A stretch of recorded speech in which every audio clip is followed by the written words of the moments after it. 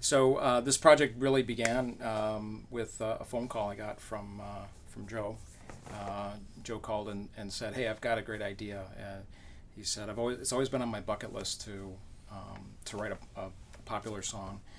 And I said, "Well, that was on mine too, but a long time ago." And he said, "No, we can do this."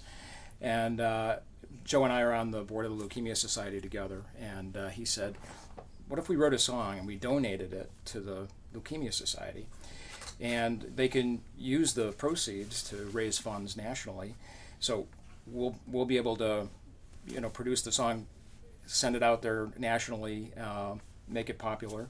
And the good part of this is by being popular, it'll raise funds for the Leukemia Society and the mission that it has nationally." So that's kind of started the project, and then from there we spent a lot of time working on it. So maybe Joe, you can talk about that. Yeah, we spent a lot of Saturday mornings for about 4 or 5 months trying to write the right song, which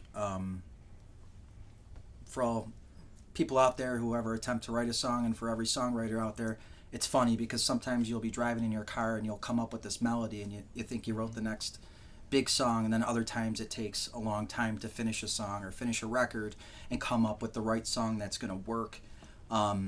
With this project, I think we wrote about 20, 30 songs before we came up with one that we're like, this is going to work.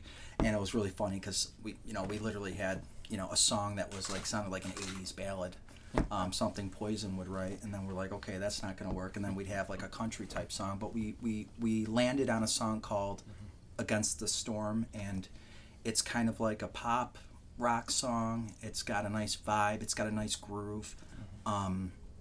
And the whole purpose of the song is to let people who are dealing with cancer, cancer survivors, and really anyone who knows someone who's dealing with the illness, that there's hope, and you have to stay strong and be courageous and really stick together, and just rise against the storm. That's pretty much the song.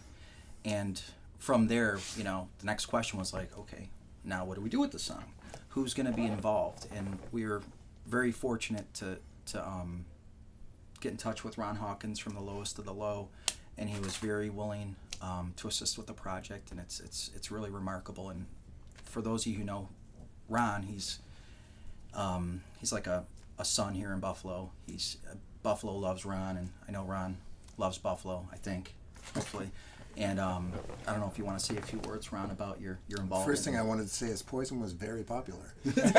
So, why I passed on that, I don't know. Dick Shaner, who's a friend of mine, contacted me about it first, and then started to roll out the people who were involved in the project, and turned out that I had known or worked with almost everybody, and it was always a wonderful experience. And for me, as Joe said, I've come down to Buffalo a lot. Buffalo's really embraced my bands over the years, and I've got a soft spot in my heart for Buffalo.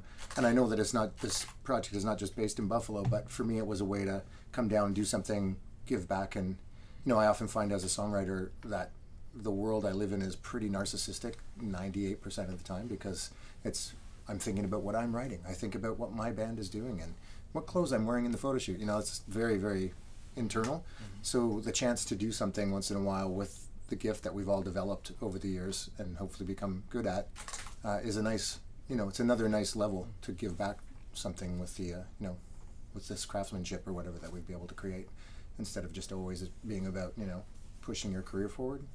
So it really spoke to me on that level, and we're going to see what we can do. That's right. Absolutely. I think the other thing I'll mention is, we've reached out to a lot of very talented musicians, and everyone that we've reached out to here has really embraced the project and said, "I'm in, let me help you." And so we've really assembled some great musicians and a great team.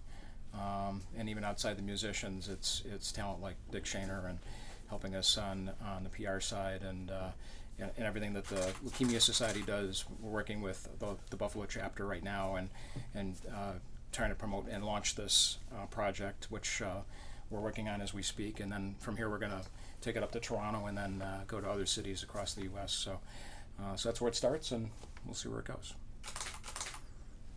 I thought it's pretty important to mention too. I do know at one point we're considering calling this song David's Song. I know both Tom and Ron have an extremely personal connection to the cause. I don't know if you guys want to say a few words about that? Sure. Yeah. So my nephew David Shelberg had leukemia when he was 2 years old, and so it was a rough several years. This was many years ago, but David is doing great. But today he's 26 years old. He's a police officer in Richmond, Virginia, and doing great. But because of that, and I saw what the society did for our family, I donated my time, and that's kind of how it all started for me. So, Yeah, I was going to say too, when you talk about reaching out to musicians and technical staff and everybody being so ready to put in their time and everything, I think it's partially because it's touched everybody in their life. Like I've had family members and friends, myeloma and leukemia, and it's touched my life as well. And I think everybody basically knows somebody who's either passed or is in recovery from, or so I think that's another reason that the village, the community kind of comes together around it. And what's amazing too is, I know Tom probably has a better handle on this than I do, but really all the money we raise for LLS, it goes a long way. And as a matter of fact, there's so many groundbreaking scientific advancements that are happening every single day.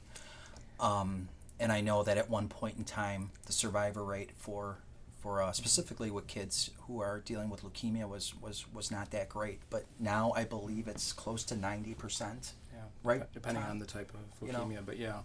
I mean, I've been involved in this for over 20 years, and just looking at the progress that's been made, you can see that the donations that people are making and the monies that are going in are actually making a huge difference, and you see it. The monies are being invested in our communities and research through whether it's Roswell Park or other research centers around Western New York. So we see it here, we see it nationally. There's great progress that's being made. So when we say we're here to help and raise money, we know that every dime is going to make a difference, and so that's very important. So.